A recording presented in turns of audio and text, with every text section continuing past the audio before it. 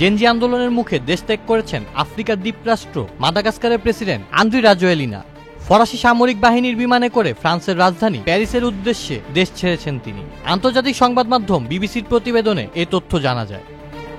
25 September রাজধানী আন্তানানারিভোতে পানি ও বিদ্যুৎ সংকট নিয়ে জেনজিদের বিক্ষোভ শুরু হয়। অল্প সময়েই সেটি দুর্নীতি, প্রশাসনিক ব্যর্থতা ও মৌলিক সেবার অভাবের বিরুদ্ধে একটি গণ আন্দোলনের রূপ নেয়।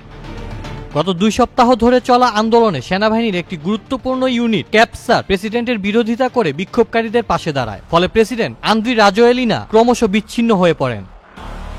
12 অক্টোবর আন্দ্রি রাজোয়েলিনা ক্ষমতা দখলের একটি ষড়যন্ত্র চলার বিষয়ে ইঙ্গিত দিয়েছিলেন, কারণ সেনাবাহিনীর যে ক্যাপসাট ইউনিট 2009 সালে তাকে ক্ষমতায় আনতে সাহায্য করেছিল, সেই ইউনিট এবার তার বিরোধিতায় নেমেছে।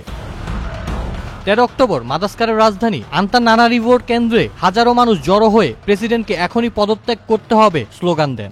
ফরাসি প্রেসিডেন্ট ইমানুয়েল ম্যাক্রোর সঙ্গে এক চুক্তির পর 13 অক্টোবর রাজোয়েলিনা ফরাসি সামরিক বিমানে করে দেশ ত্যাগ করেন। এই ধরনের ক্ষোভ মাদাগাস্কার ছাড়াও নেপাল, কেনিয়া ও মরক্কোর তরুণদের আন্দোলনেও দেখা গিয়েছিল। জাতিসংঘের তথ্য অনুযায়ী মাদাগাস্কারে 25 সেপ্টেম্বরের পর থেকে নিরাপত্তা বাহিনীর সঙ্গে সংঘর্ষে এখন পর্যন্ত অন্তত 22 জন নিহত হয়েছেন। আউসাফুল ইসলাম আকিফ, চ্যানেল আই।